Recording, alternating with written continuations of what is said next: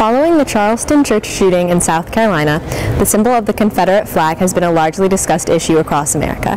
Today we're here at the National Cathedral in Washington, D.C., where an image depicted on the stained glass has caused lots of controversy. We're headed over to see what all the discussion has been about now.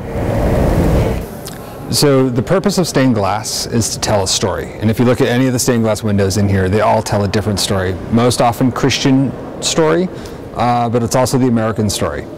And what's concerning to the Cathedral Dean about these windows is that they tell the American story from a very one-sided point of view.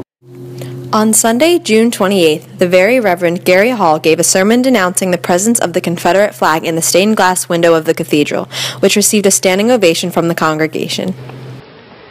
There simply is no excuse for the nation's most visible church to display a symbol of racism, slavery, and oppression. What was appropriate in 1953 doesn't really work in 2015 anymore. And so it's not about trying to censor Robert E. Lee or Stonewall Jackson or erase them from our past. It's about telling American history in a more balanced way that, that tells the whole story and not just one side. We headed over to the National Mall to ask people how they felt about the issue.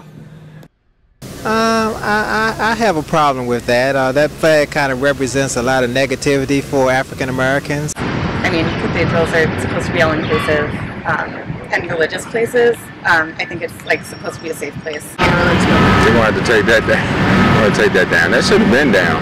Don't you think so? I don't think it should have never been in the cathedral. The dean doesn't have the power to do this by himself, which is actually a good thing. No dean should be able to say, oh, I like that, I don't like that.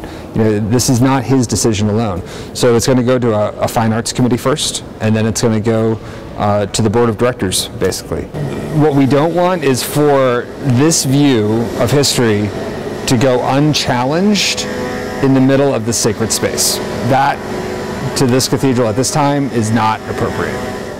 We're wrapping up our story here at the National Cathedral. Now back to you guys at the studio.